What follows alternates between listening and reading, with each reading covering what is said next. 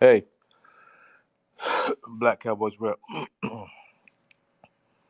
So in the Egyptian Tree of Life, I finally deciphered the three deities pictured on the Egyptian Tree of Life.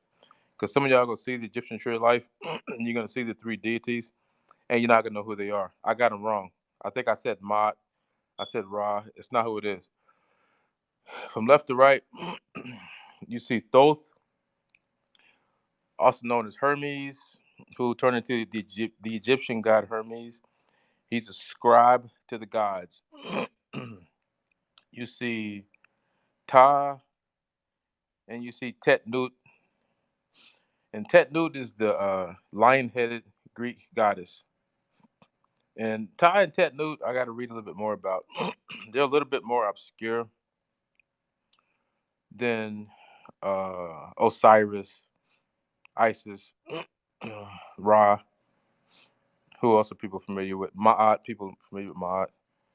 Uh, but they're definitely part of the lexicon family of Egyptian representatives when it comes to the spiritual. And that's really what it comes down to. I think people, how can I say this? I think people assume that the Egyptians, the priests, the scholarly classes, were not aware of psychology.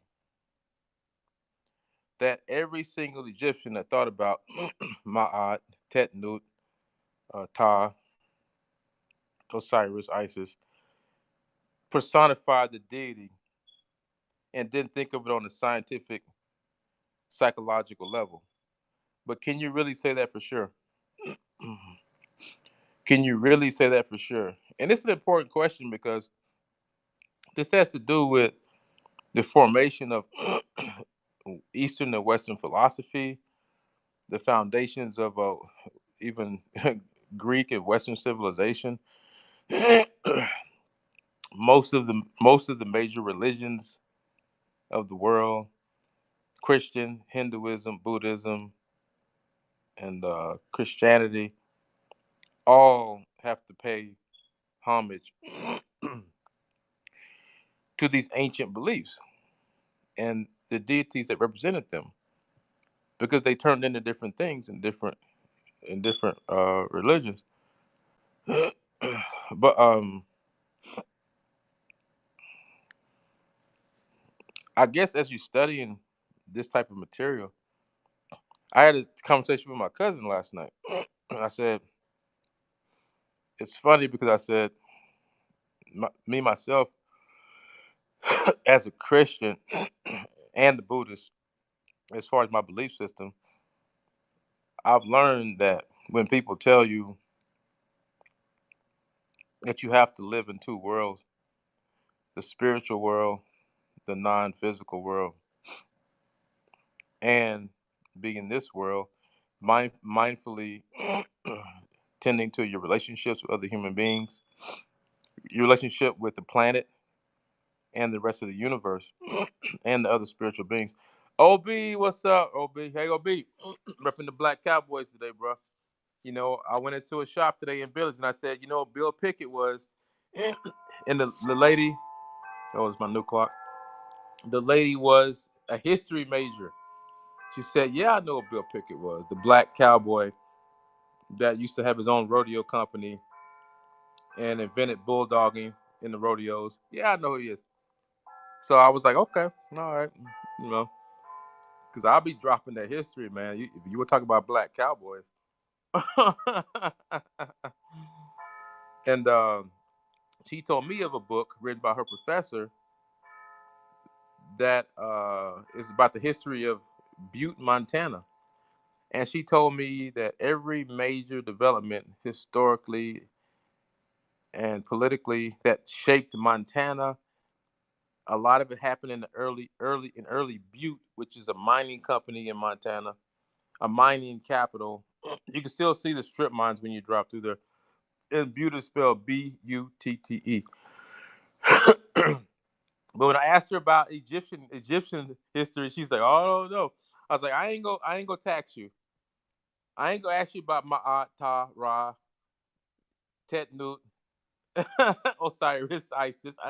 Because I'm pretty sure they didn't drop that in you in Montana history. So, but because you're naturally a nice person, so whatever principles they teach, you learned it somewhere else. That's obvious to me. When I have conversations with people, it's obvious to me that whatever system that you claim as your ancestry or your own, are you actually following that system's teachings? And are you slowly, how can I say this? Are you slowly gaining control of yourself? Baby, the black cowboys, dude, when I saw this hat, look at the inside of this Stetson, man. Look at the inside of that Stetson, man. Y'all, yeah, this is real black cowboy shit for real. That's fucking beautiful, man. That's beautiful. That's almost as beautiful as my F&H 5.7 pistol with 28 round clip. It's almost that beautiful. Cause black cowboys, man, gotta have the iron, man.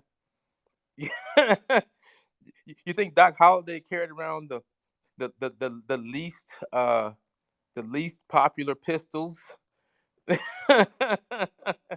as he was gambling the night away and getting drunk and getting in fights with everybody? Probably not having as many shootouts as people think he did, but we know about the OK Corral. But he was a dentist from the South that I think fell in love with his cousin, if I'm not mistaken. I smoke cohibas, man. I smoke them cohibas, baby, straight up Cubans. And when I get my hands on them, because I'm about to do a trip to Cuba because I love the culture. I'm about to do a trip to Cuba in the next 3 4 years. Ja willing, and I'm still alive. Otherwise, I'll go there in the spirit and visit. Either way, I'll see you. I just feel such strong affinity and attraction and ties to Cuba. I'm sure I have a million cousins down there.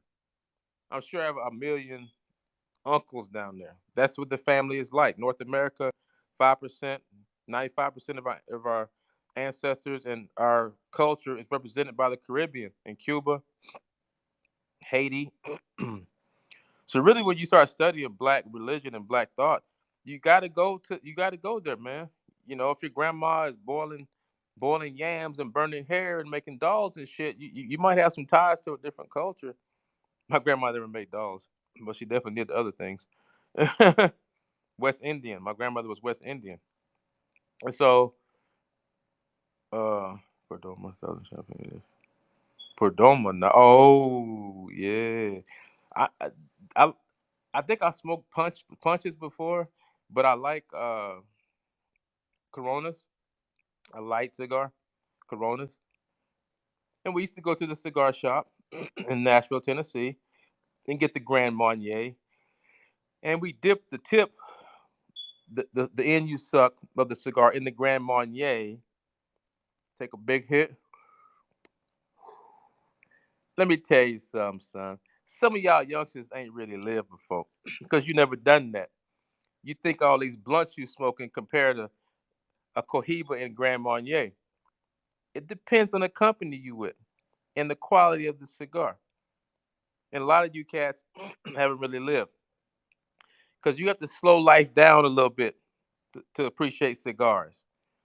Okay, it ain't no immediate like boom, like the blunts you smoking. Oh, I'm fucking altered. Oh, this is great. You know, is it really or is it not?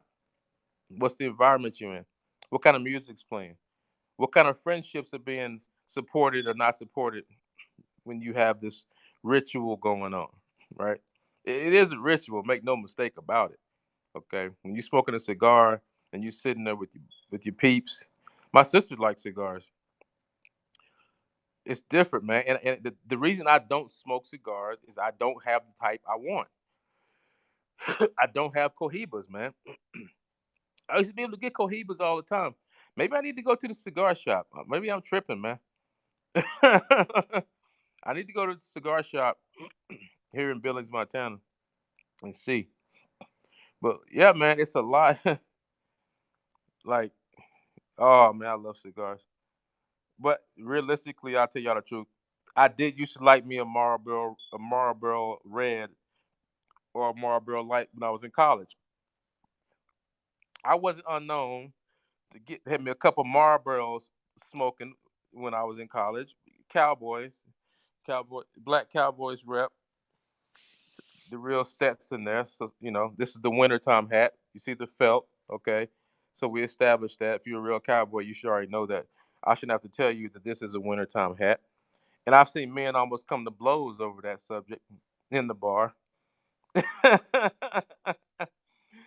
So I learned as a result of watching Cowboys go at it over the hat game. But look, yeah, man, my clinic is it's rolling. I got the property, I got the lease. I'm working on getting a healthcare attorney because there's so many laws about how I can bill people. I'm gonna have a telehealth component to it, and I got to get on the state compact so I can do interstate telehealth. It's a lot of shit, man. I was like, Jesus, maybe I should go back to just my being employed. It's a bit overwhelming, bro. When you take the reins fully for yourself, it's like, whoa.